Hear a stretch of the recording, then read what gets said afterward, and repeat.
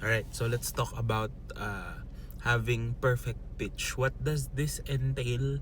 And lahat pa ng musicians merong perfect pitch, no? So maraming tatanong, di ba?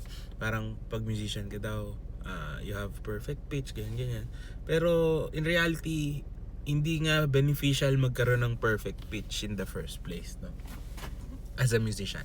Okay, so ako personally, I don't have perfect pitch, but I do have good ears when it comes to recognizing pitch. Okay, so pag sinabi kasing perfect pitch, it's actually, as far as I understand, no, and have experience, it's something you are born with, no, something that is innate sa tao, and it can't be taught as easily, no, kasi you are born with it. Parang you have this sense of, alam mo na agad pag narinig mo kung ano yung pangalan ng nota na yun, or you have this relationship with the sound na kaya mo i-identify kung ano yung pitch na yun. Parang gano'n siya.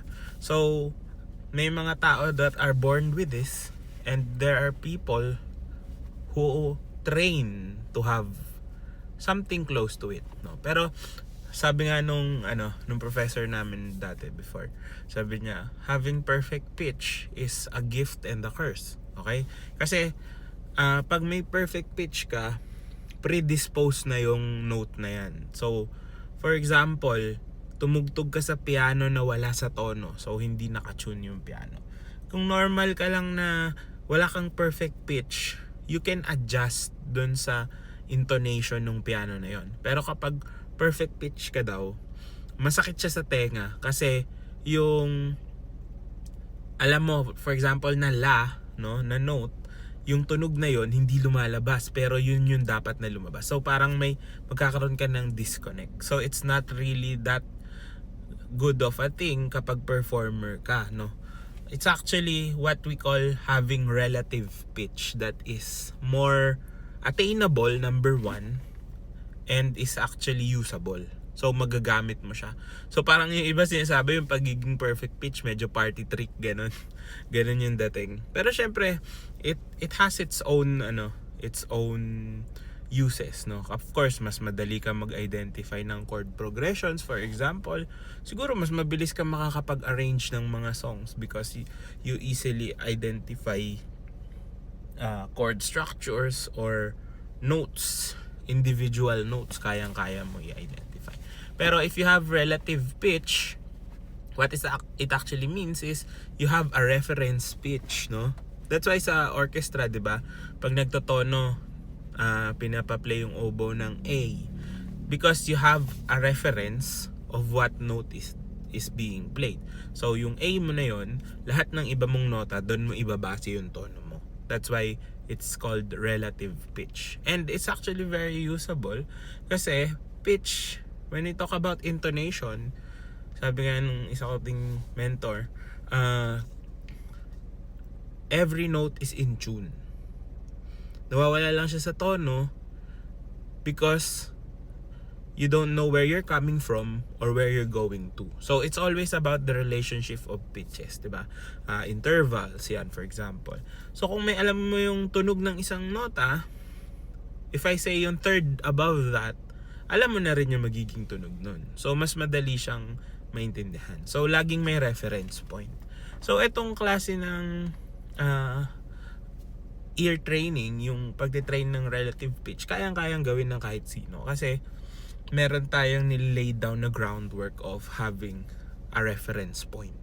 Kasi nga, yung perfect pitch has no reference point. Instantaneous, pag nakarinig sila ng ganito, okay, this is B flat or this is C sharp, ganun. No, pero if you have relative pitch, siguro memorize mo. For example, ako orchestra player, 'di ba? I know my A, 'di ba? Kasi lagi ko naririnig 'yan, open A. So dahil nag-violin din ako, madali ko ring ma-identify yung G, D, A, and E strings kasi lagi ako nagtutono ng open strings. So it's about being aware of what that sound is and relating it to what you're hearing, no? So matitrain mo yun. So you can train to have good ears, but you can't train to have fully perfect pitch, no? meron silang sinasabi, meron daw training, I forgot kung ano yung tawag doon sa course na yun, na 30 days kailangan mo daw gawin, tapos kapag nag-skip ka ng day, kailangan mo ulitin. Pero 'di ba, if ganun kahirap yung training niya, baka hindi talaga attainable magkaroon ng perfect pitch. And ayun nga, if you are a performer, it's better to train your ears to be able to adjust based on kung anong relationship ng mga pitches. Bakit? Kasi minsan sa orchestra, 'di ba, hindi naman laging 440 ang tuning ng A. Minsan 441, 442. So, o kaya sa piano, yung piano na gagamitin nyo, magko-concert kayo, hindi nakatono or masyadong mataas yung pagkaka-tune niya. So, yung mga ganon, mas madali kang makaka-adjust, no?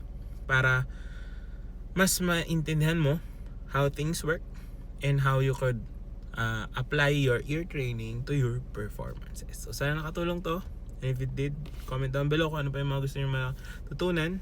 And if you have other questions, and I'll see you on the next one. Good luck sa inyo.